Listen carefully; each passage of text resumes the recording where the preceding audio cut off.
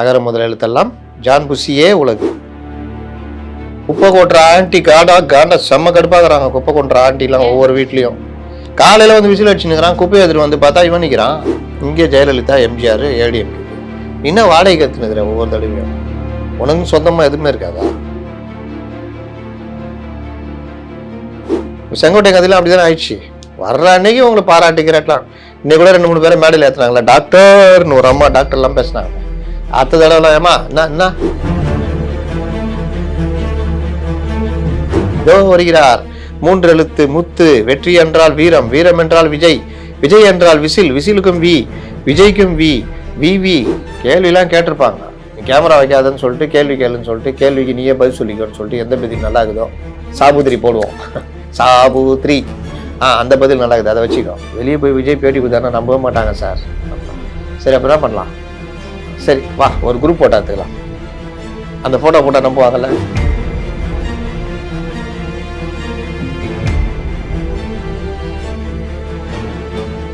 எம்ஜிஆர், கலைஞர், ஜெயலலிதா இவங்கெல்லாம் என்னுடைய வழிகாட்டுதல். எழுதிக்கிட்டியா? மானே தேனே பொன்மானே எல்லாம் போடுவேன். 6 கொடுக்குறேன். கடைசியில் 9 ஒத்துக்கிட்டு அந்த 9 பிடிக்கலன்னு இங்கே வந்துக்கிறாங்க. இங்கே எவ்வளோ கொடுக்குறாங்கன்னு தெரியல. ஆண்டவர் 13 கேட்டுக்கிறான்ற கொஞ்சமாவது அதிர்ச்சி ஆகுறீங்களா? நம்ம சாதாரணமாக கடந்து போகிறீங்க. இன்னொன்று 13 தொகுதி சொல்லுங்கள் பார்க்கலாம் அப்படிங்கிறாங்க. அப்புறம் என்ன சொல்கிறீங்க? தொகுதி என்பது பார்த்தீர்கள் என்றால் அது எம்எல்ஏக்கள் நிற்பது. எம்எல்ஏக்களும் நிற்பார்கள், சில தொகுதிகளில் எம்பியும் நிற்பார்கள். எம்பி என்றால் பார்லிமெண்ட். அதிலும் பார்த்தீர்கள்னா எம்எல்ஏக்கள் சேர்ந்து மக்களவை தலைவரை உனக்கு 3 சீட்டு தான். உதயசூரியன் தான் கிளம்பு. உதயசூரியன் திமுக மெம்பர் ஆகணும். உங்கள் விருப்பத்திற்கேற்ப விதவிதமா சமைக்க OMD மசாலா இப்போதே ஆர்டர் செய்யுங்கள். 4ஆம் துணை நேயர்கள் அனைவருக்கும் வணக்கம். இன்று நம் நிகழ்ச்சியின் சிறப்பு விருந்தினர் ஊடகவியலாளர் முத்தலிஃப் அவர்கள் இணைந்துள்ளார். வணக்கம் சார். திமுக சார்பில் ஒரு கூட்டணி தாவேகா, அதிமுக கிடையாது, பாஜக சார்பில் மற்றும் பலர் அப்படின்ற மாதிரி அதிமுக மற்ற கட்சிகள் எல்லாம் வந்து குறிப்பிட்டு சொல்லியிருக்காரு சார். அதுதான் சொல்றேன். கரூரில் காப்பாற்ற இன்னா செய்தாரை ஒருத்தல், அந்த மாதிரி இன்னா செய்தாரை ஒருத்தல் அவர் நான நன்னயம் செய்து விடன்ற மாதிரி இன்னா செய்தாரை யாரு? இவங்க திமுக. அந்த நேரத்தில் காப்பாற்றினவரை யார? அவங்கள. அவர் நான அவரே வைக்கப்படுற அளவுக்கு அவரை கிண்டல் அடிப்பது தான் விஜய்க்கு தெரிஞ்ச குரல். அகர முதல் எழுத்தெல்லாம் ஆதிபகவன் முதற்சி உலகா. ஜான் புஷி சொல்றதே உலகு. அவங்க 2 பேர் அகர முதல் எழுத்தெல்லாம் ஜான் புஷி சொல்வதே உலகு. என்னங்க சார் அவர் ஒரு திருக்குறள் சொல்லிட்டான்றதால ஃபுல்லா திருக்குறள் எப்படி வருது பாருங்க. இல்ல நல்லா இருக்குதுல்ல? நல்லாதான் இருக்கு. 1331வது குறளா இன்னொன்னு சொல்லியிருக்காரு அவரு திமுக பத்தி. என்னன்னா அநீதி, அராஜகம், அப்புறம் வந்து தில்லுமுள்ளு இவையெல்லாம் திமுக முதற்சிய உலகு அப்படின்ற மாதிரி திருவள்ளுவர் சொன்ன மாதிரி விஜய் அவர்கள். அதாங்க இவங்க எழுதுனது. அதுதான் அது. இவங்க யாரை வச்சு எழுதுறாங்கன்னா நம்ம ஜான் எங்கேயாவது அப்படி சுத்தினே இருப்பாப்ல.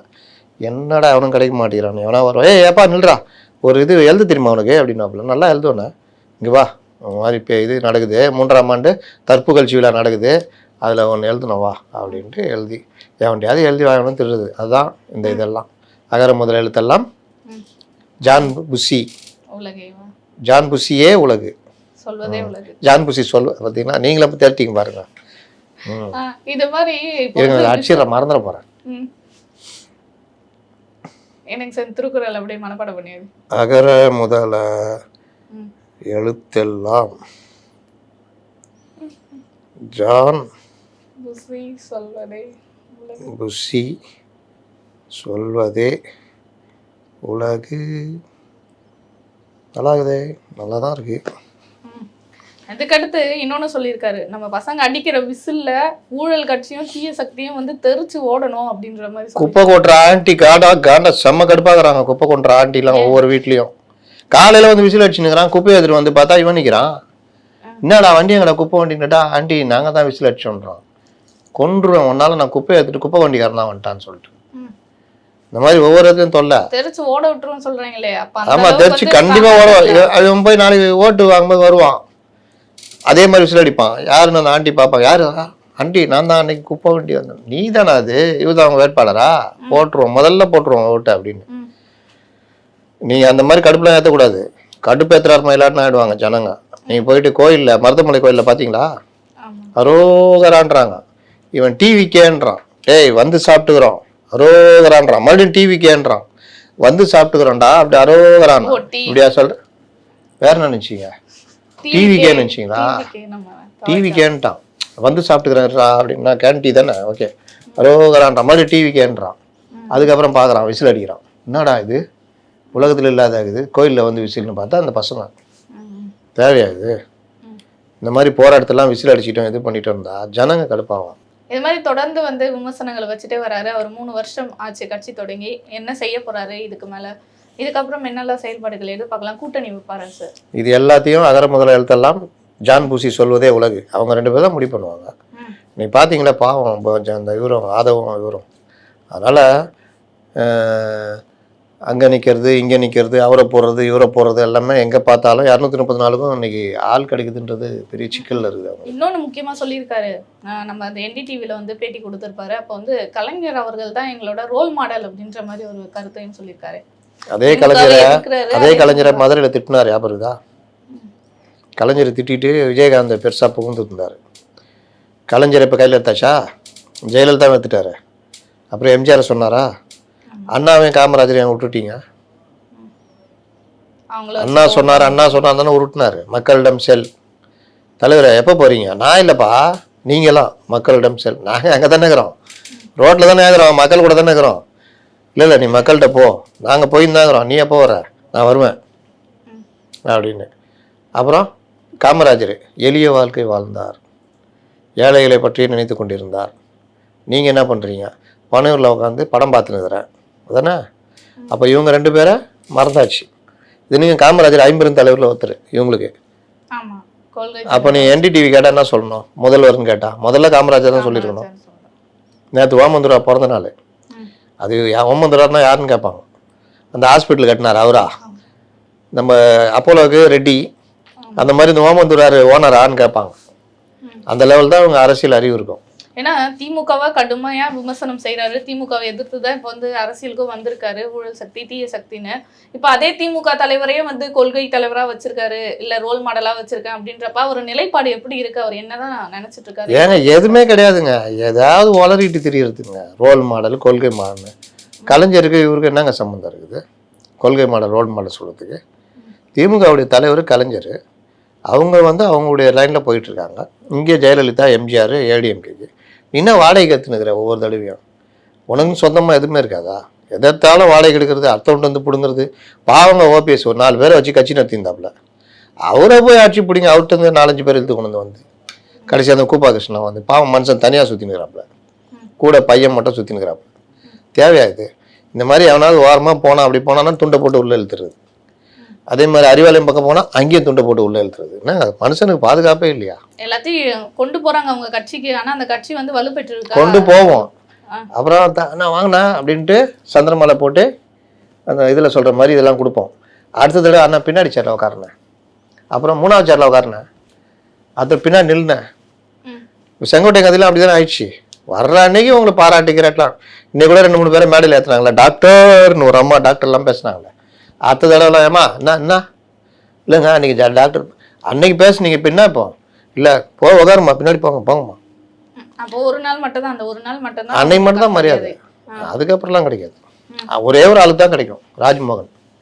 ஏன்னா அவர் மட்டும் தான் அந்த மைக்கு பிடிச்சி பேசிட்டு இருப்பாரு. வேற யாருக்கும் அந்த அது வராது, அந்த அளவு வராது. இதோ வருகிறார் 3 எழுத்து முத்து, வெற்றி என்றால் வீரம், வீரம் என்றால் விஜய், விஜய் என்றால் விசில், விசிலுக்கும் வி, விஜய்க்கும் வி, வி இப்படிலாம் தொகுதி கூட வேளச்சேரியில நிக்க போறாரு. தொகுதி விஜய் அவர்கள் வேளச்சேரி, அது வேற வீல. ஆமா, அந்த வி இந்த வி அந்த வி. அப்புறம் ஜேஜேன்றாங்க, ட்ரிபிள் ஜேவும், ஜோசப், ஜீசஸ், இன்னொன்று ஏதோ ஒன்று சொன்னாங்க, ட்ரிபிள் ஜேவும். இது யார் சொல்றா? இது வந்து விஜய் அவர்களே வந்து அவரு டெமிகார்டுன்றார்ல அவரு. இப்படிதான் ஓடின்னு இருக்குது. இந்த இது சொல்லி சொல்லி சொல்லி இதை கேட்டு கேட்டு அவருக்கு அப்படியே இந்த வடிவேல ஒரு படத்துல வாடகை கேட்க வருவாப்புல வீட்டுக்கு. அந்த படம் பார்த்தீங்களா? மலை ஜோக்கு. வீட்டுக்கு வந்து வாடகை கேட்டால் பசங்க அப்படியே இது பண்ணி பில்டப் பண்ணுவானுங்க. படம் எடுக்கிறோம், கருணாஸ்லாம் இருப்பார்னு நினைக்கிறேன். படம் எடுக்கிறோம், அது அண்ணா அப்படி திரும்பினேன் அப்படின்னாப்ல. அப்படி திரும்பினோன்னா அண்ணா அப்படியே அஜித் மாதிரியே இருக்கிறீங்கன்னு அப்படியே வடிவில் இப்படி இதாகிடுவார். அண்ணா இப்படி திரும்பினேன், அண்ணா விஜய் மாதிரியே இருக்கிறேன், அண்ணா நடனேன் அப்படின்னு. அப்புறம் நான் வாடகை வந்து ஏய் வாடகையே நீ தர வேணாம், நீங்கள் பண்ணுங்களா தம்பிட்டு போயிடுவாப்புல. அந்த மாதிரி பண்ணுகிறாங்க விஜய. அண்ணா அப்படி நடனா அப்படியே கொஞ்சம் குனி. ஐயோ அண்ணா அண்ணாதுரை மாதிரியே இருக்கிறேண்ணா. அப்ப அவங்களாம் கீ கொடுத்து பொம்மை மாதிரி தான் வேற என்ன அவன் போறது ஏதாவது சொல்றது சொல்லிட்டு நல்லா உஸ்பேத்தி விட்டு வந்துடுறது. திடீர்னு லேப்டாப்பை தூக்கி போடுறது. யாரு அது? சார் சார் சார் சார் என்னண்ணா சார் 38 இருந்துச்சு சார் நேற்று, இன்னைக்கு 40 ஆயிடுச்சு சார். எது டெம்பரேச்சரா சார்? What percentage sir? எப்படி வந்துச்சுன்னா கேட்க மாட்டார் அவர். ஓ அப்படியா 40 ஆயிடுச்சா? ஆமாம். இப்படியே ஏறினே போகுது சார், என்னன்னு தெரில. பசங்க தான் இப்போ கண்டுபிடிச்சானுங்க. இப்படியே உருட்டுறது. ஆனா ஓட்டு பாத்தீங்கன்னா ஒரு 40% ஏதோ கன்ஃபார்மா நம்ம கைக்குள்ள வச்சிருக்க மாதிரியே சொல்றாரு. இப்போ நீங்க போய் ஸ்டாலின் அவர்களை தூக்கத்துல எழுப்பி கேட்டா கூட எனக்கு தான் விசில் சின்னத்துக்கு தான் ஓட்டு போடுவேன் அப்படின்றத அவ்வளோ நம்பிக்கையா சொல்றாரு சார் அவர். ஒரு தலைவர் ஸ்டாலின், ஒரு தலைவர், அவரை போய் இந்த மாதிரிலாம் பேசலாமா? இன்னைக்கு திமுக காரனே எழுப்பி கேட்டா கூட போட்டுருவான் அப்படின்னா கூட ஓகே. ஸ்டாலினை போய் சொல்றதுன்றதெல்லாம் ஒவ்வொரு தடவையும் பாருங்க இவர் இந்த வேலையை பண்ணிக்கிட்டே இருக்காரு. அங்கிள்னு சொல்கிறது, சாருன்றது, இப்போ இந்த மாதிரி சொல்கிறது கேட்டால் கலாச்சிட்டாராமா. இந்த படத்தில் சந்தானம் படத்தில் கலாச்சிட்டு திட்டு பல்பு வாங்கலாம். அந்த மாதிரி ஏன்னா தேவையா? உனக்கு ஈக்குவலாக அவரை வைக்கணும்னா அவருக்கு ஈக்குவலாக உன்னுடைய நாலேஜை வளர்த்துக்கோ. இதில் அவர் அருண்ராஜ் உங்கள் தலைவர் என் பேட்டியே கொடுக்க மாட்டேங்கிறாரு. முதலமைச்சரை பத்திரிகையாளர்களை சந்தித்து பேட்டி கொடுக்க சொல்லுங்கள், நாங்கள் கொடுக்குறோம், எங்கள் தலைவர் கொடுப்பாரு. இது என்ன ஒப்பீடு? இது என்ன அந்த கேள்விக்கு இதுவா பதில்? ஆனா முதலமைச்சர் அவர்கள் கொடுத்துருக்காரு நிறைய பேட்டியா. ஏங்க ஒரு 50 வருஷம் அரசியல் சொந்தக்காரர்ல, அவர் பேசியிருக்காரு, கொடுத்துருக்காரு, பெரிய பெரிய இதிலெல்லாம் பேசியிருக்காரு, தொழிலதிபர் மாநாட்டில் பேசியிருக்காரு, எல்லாம் போயிருக்காரு. உனக்கு ஒரு சாதாரண கான்கிளேவ்லேயே வரதுக்கு பயமாகுது. அருண்ராஜ் அரசியல்வாதியே கிடையாது, அவரே அந்த கான்கிளேவ்லேருந்து உட்காந்து பேசுகிறாரு. நீ எங்கே வெளியே வர்ற? அவன் பாவம் பேட்டினோன்னா கேமராலாம் தூக்கின்னு வந்து என்டிடிவி ஆரம்பப்பட்ட அசிங்கம் இருக்குது சார். வெளியே போய் சொன்னால் சிரிச்சிருவானுங்க சார்ன்றிருக்காப்புல. அதை பற்றி எனக்கு என்ன சார்? பேட்டின்னு சொல்லிட்டீங்க, கேமராலாம் எடுத்துன்னு வந்துட்டோம், அப்புறம் சும்மா பேசிக்கலாம், அதை போய் பேட்டின்னு சொல்லிடுனா சார் அசிங்கமாக நினைப்பானுங்க சார். உள்ள பேட்டிலாம் நடக்கல, சும்மா டிஸ்கஸ் பண்ணதா அப்படியே வெளியே வந்து தகவலாக சொன்னது தான். கேள்விலாம் கேட்டிருப்பாங்க. நீ கேமரா வைக்காதன்னு சொல்லிட்டு கேள்வி கேளுன்னு சொல்லிட்டு கேள்விக்கு நீயே பதில் சொல்லிக்கோன்னு சொல்லிட்டு எந்த பதில் நல்லா இருக்குதோ சாபுத்திரி போடுவோம். சாபுத்திரி அந்த பதில் நல்லா இருக்குது, அதை வச்சுக்கோ. அப்புறம் இந்த கேள்வி கேளு, இந்த கேள்வி இதுக்கு என்னப்பா சொல்லலாம்? நாங்களேவா சார்? ஆமாம் 5 பேர் வந்துக்கிறீங்களா சொல்லுங்கள் சார், இந்த பதில் சொன்னால் நல்லாயிருக்கும், வழி போடு சாபுத்திரி இந்த பதில் வச்சுக்கோ. சரி சார். சார் அதெல்லாம் ஓகே சார், வெளியே போய் விஜய் பேட்டி கொடுத்தாருன்னா நம்பவே மாட்டாங்க சார் அப்படின்னா. சரி அப்போ என்ன பண்ணலாம்? சரி வா ஒரு குரூப் ஃபோட்டோ எடுத்துக்கலாம். அந்த ஃபோட்டோ போட்டால் நம்புவாங்கல்ல, என்னை பார்த்தது நம்புவாங்கல்ல சார்? அது நம்புவாங்க, ஏஐன்னுவாங்க, இருந்தாலும் பார்க்குறேன் சார். தமிழ் ஊடகத்துக்கு கொடுக்கறதுக்கு மறுத்து ஆங்கிலத்துக்கு போய் கொடுத்துருக்காரா சார்? ஆங்கிலம் தமிழ் இதெல்லாம் விட்டுருங்க. ஒரு பத்திரிகை, ஒரு மிகப்பெரிய சேனலு பேட்டிக்கு வர்றான், அது ஒரு ரெக்கார்டட் பேட்டி தானேங்க. கேமரா போட்டு நீ பேசிட்டு ஏப்பா இந்த பதில் வேணாம், இந்த இடத்துல கட் பண்ணிவிடு, இது சேர்த்துக்கோ, சரி கேளுங்க கேள்வி ஒரு நிமிஷம் இருங்க அப்படியே எடுத்து. எம்ஜிஆர் திமுகவில் தானே இருந்தார் இல்லைங்க? அப்புறம் அதிமுக. சரி அதிமுக, சரி ரைட்டு. இப்போ போட்டுப்பா. எம்ஜிஆர், கலைஞர், ஜெயலலிதா இவங்கெல்லாம் என்னுடைய வழிகாட்டுதல். எழுதிக்கிட்டியா? மானே தேனே பொன்மானே எல்லாம் போட்டுக்கோ. இதென்ன பண்ண போகிறீங்க? வேறு ஏதாவது புதுசாக இருக்கா? இல்லை தப்பாகவே சொல்லிட்டீங்க, ஏப்பா அந்த இடத்த கட் பண்ணுறங்க, போட்டுற போகிறீங்க, போடாதீங்க, அவ்வளோதானே? அதை கூட கொடுக்க முடியாத நிலைமையில் இருக்கிற ஒரு தலைவர் இவர் நாளைக்கு முதலமைச்சராகி போய் என்னென்ன வேலை இருக்குது நம்ம முதலமைச்சருக்கு? ஒரு நாளைக்கு 10 கூட்டம் இருக்கும், 10 அதிகாரிகள் சந்திப்பான், 10 பேர் மீட்டிங் இருக்கும், வெளி மாவட்டம் ஃபுல்லாக தமிழ்நாடு ஃபுல்லாக சுற்ற வேண்டியது இருக்கும். இன்றைக்கி பாருங்கள் சிவகங்கையிலேருந்து ஆரம்பித்தானாலும் நேற்று எங்கேயா இருந்தார், நீ செங்கல்பட்டில் ஒரு திறந்து வைக்கிறாரு, நைட்டு பார்த்தா வேறு ஒரு இடத்துல இருப்பார், நாளை காலையில் இன்னொரு மாவட்டத்தில் இருப்பார். இதுதான் வேலை, அப்புறமா சுற்றணும். திடீர்னு இவர் பிரதமர் வராருன்னா ஏர்போர்ட்டில் போய் வரவேற்கணும், திடீர்னு மிலிட்ரி சம்மந்தமானா அவங்கள சந்தித்து பேசணும். எல்லாம் நீங்கள் வெளிநாட்டு தூதர்கள் வருவாங்க, வெளிநாட்டு தூதர்லாம் வந்துடும் உக்காந்துருவாங்க, இவர் பார்த்துக்கினே இருப்பார், அவங்க பேசினே இருப்பாங்க, இவர் பார்த்துனே இருப்பார். இதான் நடக்கும். இல்லாட்டி எவா புசி நீ உட்காரு, ஐயோ தலைவரே எனக்கு சும்மா இருக்கிறவனை பார்த்தாலே பயம், அவங்க வேறு வெள்ளை வெள்ளையாக இருப்பாங்க, ஐயோ தலைவரை முடியாது தலைவர், நீ தான் நிதி அமைச்சர், நீ தான் பேசணும் அப்படின்னா. இங்க கட்சியோட தலைவரே வந்து புசி ஆனந்தா இல்ல விஜய் அவர்களா அப்படின்ற கன்ஃபியூஷன். கட்சி புசி ஆனந்துட்டு தான் இருக்குது, விஜய் ஜான் டேகராப்ல. மொத்தம் இங்க ஒரு அரசியல் டிராமா தான் நடந்துட்டு இருக்கு. வேற என்ன இதுதான் நடக்குது? சொந்தமாக விஜய் மக்களை பற்றியோ இதை பற்றி எதாவது நேசிக்கிறாரு பேசுகிறாருன்னா அது பேச்சில் வெளிப்பட்டுரும். நீ சொல்கிறாருல மக்களுக்காக நான் மக்களுடைய இதை போய் கற்றுக்குங்கன்னு அண்ணா சொன்னார் அதுன்னு. மக்களுடைய பிரச்சனை தெரிஞ்சால் உங்களுக்கு அந்த பேச்செலாம் வந்து சாதாரணமாக வரும், கோபம் வரும். சீமான் பேசும்போது பார்த்துருக்கீங்களா? சீமான வரை இமிடேட் பண்ணி காட்டியிருக்காரு இதுல. எதில் என்ன பண்ணாரு எனக்கு தெரியலையே, உங்களுக்கு எப்படி தெரிஞ்சது? என்ன சொன்னாரு? சீமான் பேசுவார் இல்லையா, அந்த கையாட்டி அந்த மாதிரி பேசி.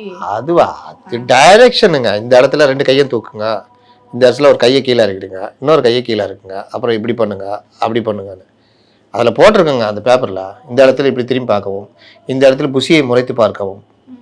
அண்ணா என்ன நான் என்ன முறைக்கிறேன், ஐயோ எழுதி இது பண்ண பார்க்க சொல்லிக்கிறாங்க பார்க்குறேன், நீ ஏன் கவலைப்படுற, நீ கம்முன்னு இருக்கு அப்படின்னு. இன்னைக்கு ஒரு சம்பவம் நடந்தது தெரியுமா? டிஎஸ்எஸ் மணின்னு அவர் எம்எல் பார்ட்டியில் இருக்கிறாரு. அவரை தெரியாமல் கூப்பிட்டுக்கிறாங்க. நம்மளால் ஆதவ அர்ஜுனா தான் சொல்லியிருப்பாருன்னு நினைக்கிறேன். ஒருத்தருக்கிறாரு நம்மளை பற்றி நல்லா பேசுகிறாப்புல, மீச்செல்லாம் வச்சு நல்லா பெருசாகிறாரு. அவரை கூப்பிட்டா நல்லா பேசுவார், நமக்கு தான் பேச வராத, ஏற்றிடுவான்னுக்கிறாங்க. அவரும் ஏறிட்டு மெக்சிகோவில் புரட்சி நடந்தது, அங்கே அந்த புரட்சி நடந்தணுன்னா நம்ம ஆளுக்கு அப்படி நெறிய ஆரம்பிச்சிட்டாப்புல. புஷி என்னடா இப்போ தான் 15 நாள் தாடி வளர்த்துக்கு தலைமறைவாக இருந்தோம், இந்த ஆள் பேசுறதை பார்த்தா என்னவோ கொண்டு போய் எண்ணெயில் விட்டுருவார் போல, ஏதாவது பிரச்சனை ஆகிட போகுதுன்னு. யோ ஆதவ் என்ன அவர் இப்படி பேசுகிறாரு, ஜென்சி கின்சின்னு எழுதி கோர்ட் வரைக்கும் உச்சநீதிமன்றம் வரைக்கும் போயிட்டு வந்தேன். இவர் வேறு எனக்கு என்னன்னு பேசினுக்கிறேன். அடுத்த தடவை இவரெல்லாம் கூப்பிடாதுப்பா, பயங்கரமாக இருக்குது, வேணாம் அப்படி வேற என்ன, அவர் அப்படி தான் பேசினார். அதனால் இந்த மாதிரிலாம் கூத்துக்கள்லாம் இன்றைக்கி நடந்தது. இப்படியாகத்தான் இந்த தற்புகழ்ச்சி மீட்டிங் சென்றது. இவங்க கூட்டணிலாம் எதிர்பார்ப்பாங்களா சார்? இல்லை வரதா இருக்கா காங்கிரஸ் தேமுதிக? இன்னும் தேமுதிக அவங்க நிலைப்பாடில் வந்து உறுதியா இல்லை கூட்டணியில். காங்கிரஸ் இவங்கள இந்த வீட்டில் அம்மாங்க சோறு ஊட்டும் போது தம்பி இங்கே வாபத்திரமான்னு கூப்பிடுவாங்க.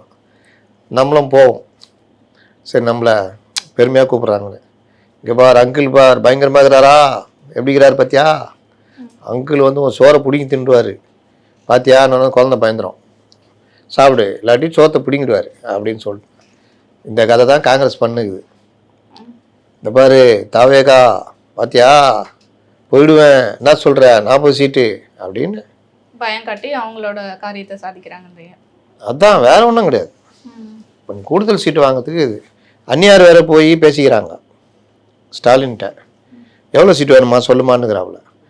ஒரு 22 சீட்டு கொடுத்தீங்கன்னா நல்லாயிருக்கும், துணை முதல்வர் மற்றதெல்லாம் ஒன்று. அது வேணாம், துணை முதல்வர் அண்ணா வேணாம், 22 சீட்டும் ஒரு ராஜ்யசபா கொடுத்துருங்க. என்னது 22? ஏமா 22 இருந்தால் 3 கட்சிக்கு 6 6 6 18, இன்னும் 2 கட்சிக்கு 2 2 22, 5 கட்சி கொடுத்துருவோமா. நீனா ஒரே 5% கூட இல்லை அவன்கிட்ட, 0.5% வச்சுக்கிட்டு அது 5 நினச்சினுக்கிறீங்களா? 0.5 22 சீட்டு கேட்குறீங்க. நல்ல வேலை நான் மயக்கம் போட்டுல இருந்தேன் அப்படின்னு. இப்போ என்னான்றீங்க? அப்படி அதெல்லாம் தர முடியாது, பார்த்து பண்ணலாம். இல்லை நான் அப்போ அங்கே போகிறேன், இருமா பேசின்னு தானே இருக்கிறோம், இரு RS பாரதி வருவார் நல்லா பேசுவார், இல்லாட்டி ராசா அனுப்புகிறேன் பேச்சுவார்த்தை நடத்து பார்த்துக்கலாம் அப்படின்னு. இதுதான் நிலைமை. அவங்க ஸ்டாலினே மிரண்டு மயக்கம் போட்டு வந்துருப்பாராம். அங்கே போய்க்கிறாங்க, அவரு தான் எல்லாத்து பாலையும் அடிக்கிறாள் தானே. 22 6 கொடுக்குறேன், கடைசியில் 9 என்னமோ ஒத்துக்கிட்டு அந்த 9 பிடிக்கலன்னு இங்கே வந்துக்கிறாங்க. இங்கே எவ்வளோ கொடுக்குறாங்கன்னு தெரியல. ஆனால் இவங்களுக்கு எவ்வளோ கொடுத்தாலும் அது கூட்டணி கட்சிகளுக்குள்ள பெரிய சலசலப்பை ஏற்படுத்தும்.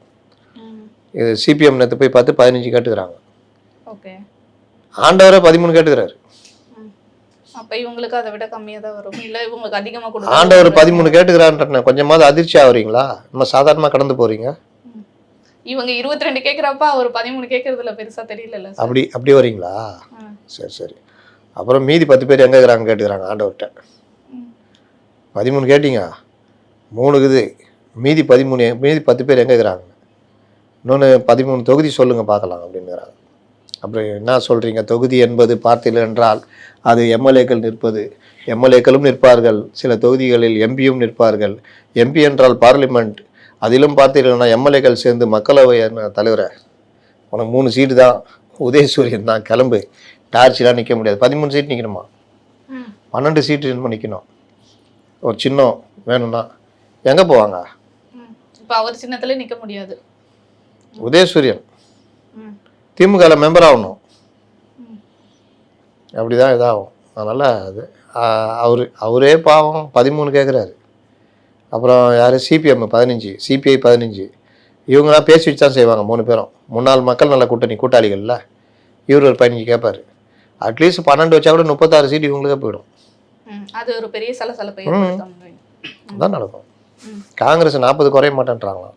சரி ஒரு 35ஆவது இருந்தாலும் 45 35 80. அப்புறம் துண்டு தூக்குடா போர்வாலை விட்டோம் பாருங்க. போர்வால் ஒரு 10ஆவது கேட்பாரு. இதெல்லாம் சேர்த்தா 90 கிட்ட வெளியே போயிடும். பெரிய சிக்கல். இது எல்லாமே திமுக சரி பண்ணி நின்றால் தேர்தலை வெற்றி காண முடியும்ன்றீங்க. தொடர்ந்து இதே போல் பல நிகழ்வுகளை பற்றி பேசுவோம் சார். நன்றி, ரொம்ப நன்றி.